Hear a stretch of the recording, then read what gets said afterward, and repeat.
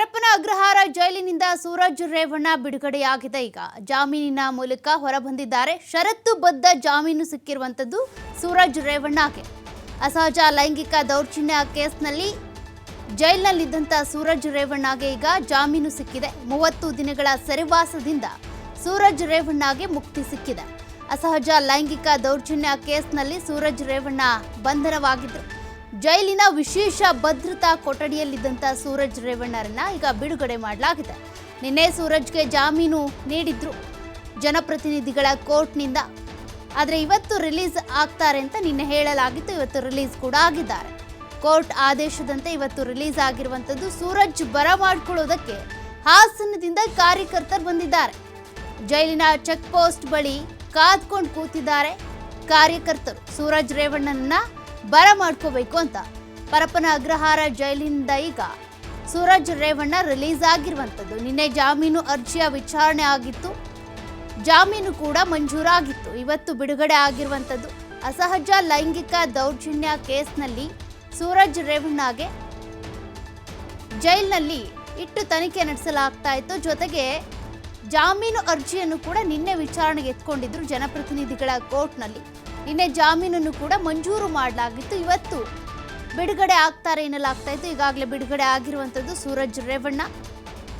ಅಸಹಜ ಲೈಂಗಿಕ ದೌರ್ಜನ್ಯ ಅಂದರೆ 377 ಅದರ ಪ್ರಕಾರವಾಗಿ ಯುವಕನಿಗೆ ದೌರ್ಜನ್ಯ ಎಸಗಿದ್ದಾರೆ, ಕಿರುಕುಳ ಕೊಟ್ಟಿದ್ದಾರೆ ಎನ್ನುವಂಥ ಆರೋಪದ ಮೇಲೆ ಅರೆಸ್ಟ್ ಮಾಡಲಾಗಿತ್ತು.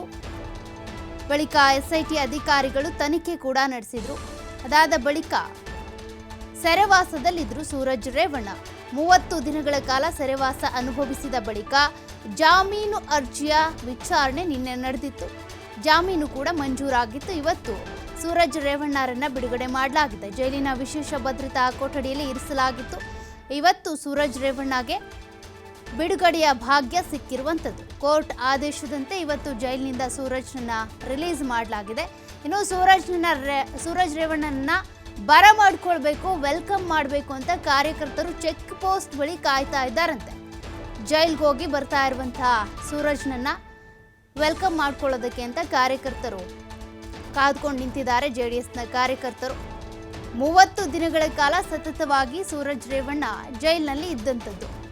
ಈ ಅಸಹಜ ಲೈಂಗಿಕ ದೌರ್ಜನ್ಯ ಕೇಸ್ಗೆ ಸಂಬಂಧಪಟ್ಟಂತೆ ತನಿಖೆ ನಡೆಸಲಾಗ್ತಾ ಇತ್ತು.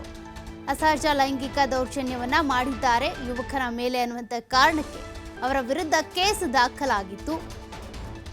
ಜೊತೆಗೆ ಇದಕ್ಕೆ ಸಂಬಂಧಪಟ್ಟಂತೆ ಒಂದಷ್ಟು ಕೌಂಟರ್ ಅಟ್ಯಾಕ್ ಕೂಡ ನಡೀತಾ ಇತ್ತು. ಅಂದರೆ ಕೌಂಟರ್ ಕಂಪ್ಲೇಂಟ್ ಕೂಡ ಸೂರಜ್ ರೇವಣ್ಣ ಪರವಾಗಿ ಅವರ ಆಪ್ತರಾಗಿರುವಂಥ ಶಿವಕುಮಾರ್ ಅವರು ಕೂಡ ಕೌಂಟರ್ ಕಂಪ್ಲೇಂಟ್ ಕೊಟ್ಟಿದ್ರು.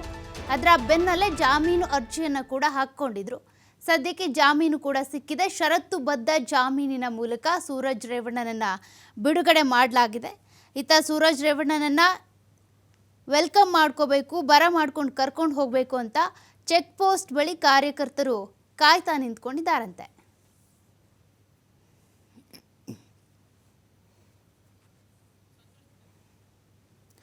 ಡೀಟೇಲ್ಸ್ ಕೊಡ್ತಾ ಹೋಗ್ತಾರೆ ನಮ್ಮ ಪ್ರತಿನಿಧಿ ಸಂತೋಷ್ ಪಟೇಲ್. ಈಗಾಗಲೇ ಸೂರಜ್ ರೇವಣ್ಣ ಜಾಮೀನು ಅರ್ಜಿಯನ್ನು ನಿನ್ನೆ ವಿಚಾರಣೆ ಮಾಡಲಾಗಿತ್ತು. ಜಾಮೀನು ಮಂಜೂರು ಕೂಡ ಆಗಿದೆ. ಇವತ್ತು ರಿಲೀಸ್ ಆಗಿರುವಂಥದ್ದು. ಸದ್ಯಕ್ಕೆ ಕಾರ್ಯಕರ್ತರು ಕೂಡ ವೆಲ್ಕಮ್ ಮಾಡೋದಕ್ಕೆ ನಿಂತ್ಕೊಂಡಿದ್ದಾರಂತೆ. ಏನು ಅಪ್ಡೇಟ್ಸ್ ಇದೆ?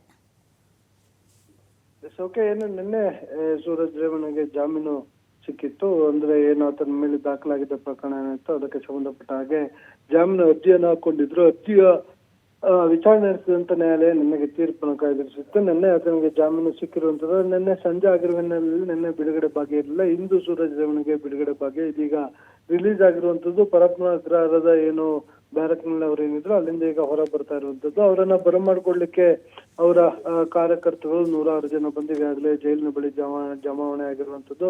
ಸದ್ಯ ಪೊಲೀಸರು ಕೂಡ ಅಲ್ಲಿ ಸಾಕಷ್ಟು ಬಿಗಿ ಬಂದೋಬಸ್ತನ್ನು ಮಾಡಿಕೊಂಡಿರುವಂತದ್ದು. ಇನ್ನು ಅಸಹಜ ಲೈಂಗಿಕ ಕ್ರಿಯೆ ಪ್ರಕರಣಕ್ಕೆ ಸಂಬಂಧಪಟ್ಟ ಹಾಗೆ ಅವರ ಮೇಲೆ ಆರೋಪದ ಹಿನ್ನೆಲೆ ಈ ಪ್ರಕರಣ ದಾಖಲಾಯಿತು. ಪ್ರಕರಣ ದಾಖಲಾಗಿ ಅವ್ರನ್ನ ವಿಚಾರಣೆ ನಡೆಸಿ ಬಂಧಿಸಿ ಜೈಲಿಗೆ ಕಟ್ಟಲಾಗಿತ್ತು.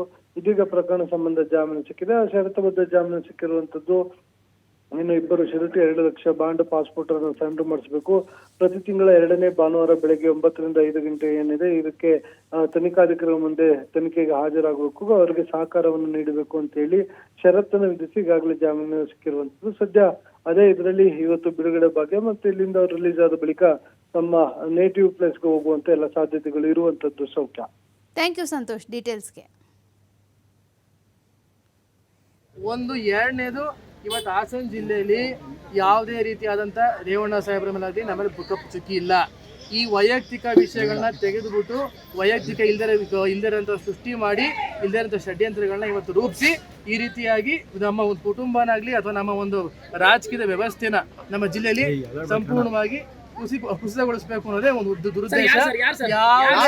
ಕಾಂಗ್ರೆಸ್ ನಾಯಕರು ಎಲ್ಲದಕ್ಕೂ ಒಂದು 2-3 ದಿನ ವೇಟ್ ಮಾಡಿ ಉತ್ತರ ಕೊಡ್ತೀವಿ, ಎಲ್ಲೂ ಹೋಗಲ್ಲ. ನಾನೇನು ಎದ್ರುಕೊಂಡು ಓಡೋಗಲ್ಲ. ಅವತ್ತು ಮೊದಲಿನಿಂದನೂ ನಾನು ನಮ್ಮ DSP ಆಗ್ಬೋದು ಪ್ರತಿಯೊಬ್ಬರಿಗೂ ಯಾರ್ಯಾರು ಅಯ್ಯೋ ಇದ್ದಾರೋ ಎಲ್ಲರಿಗೂ ಸಹಕರಿಸಿದ್ದೀನಿ. ನಾನೇನು ಎದ್ರುಕೊಂಡು ಎಲ್ಲೂ ಓಡೋಗಿಲ್ಲ. ನಾನು ತಪ್ಪು ಮಾಡಿಲ್ಲ. ನನಗೆ ನಂಬಿಕೆ ಇದೆ, ಕಾನೂನು ವ್ಯವಸ್ಥೆ ಮೇಲೂ ನಂಬಿಕೆ ಇದೆ, ಹಾಗೂ ಏನು ನ್ಯಾಯಾಂಗ ವ್ಯವಸ್ಥೆ ಇದೆ ಅದ್ರ ಮೇಲೂ ನಂಬಿಕೆ ಇದೆ. ಈ ಎಲ್ಲ ಪ್ರಕರಣಕ್ಕೂ ಒಂದು ನಾಂದಿ ಆಡ್ತೀವಿ, ಎಲ್ಲೂ ಇಲ್ಲ. ಒಂದು ಎರಡನೇದು, ಇವತ್ತು ಹಾಸನ ಜಿಲ್ಲೆಯಲ್ಲಿ ಯಾವುದೇ ರೀತಿಯಾದಂಥ ರೇವಣ್ಣ ಸಾಹೇಬ್ರ ಮೇಲೆ ನಮ್ಮಲ್ಲಿ ಪುಕ್ಕ ಚುಕ್ಕಿ ಇಲ್ಲ.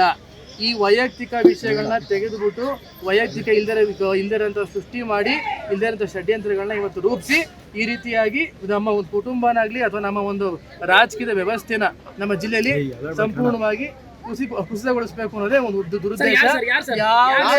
ಕಾಂಗ್ರೆಸ್ ನಾಯಕರು ಎಲ್ಲದಕ್ಕೂ ಒಂದು 2-3 ದಿನ ವೇಟ್ ಮಾಡಿ ಉತ್ತರ ಕೊಡ್ತೀವಿ, ಎಲ್ಲೂ ಹೋಗಲ್ಲ. ನಾನೇನು ಎದ್ರುಕೊಂಡು ಓಡೋಗಲ್ಲ. ಅವತ್ತು ಮೊದಲಿನಿಂದನೂ ನಾನು ನಮ್ಮ DSP ಆಗ್ಬೋದು ಪ್ರತಿಯೊಬ್ಬರಿಗೂ ಯಾರ್ಯಾರು ಅಯ್ಯೋ ಇದ್ದಾರೋ ಎಲ್ಲರಿಗೂ ಸಹಕರಿಸಿದ್ದೀನಿ. ನಾನೇನು ಎದ್ರುಕೊಂಡು ಎಲ್ಲೂ ಓಡೋಗಿಲ್ಲ. ನಾನು ತಪ್ಪು ಮಾಡಿಲ್ಲ.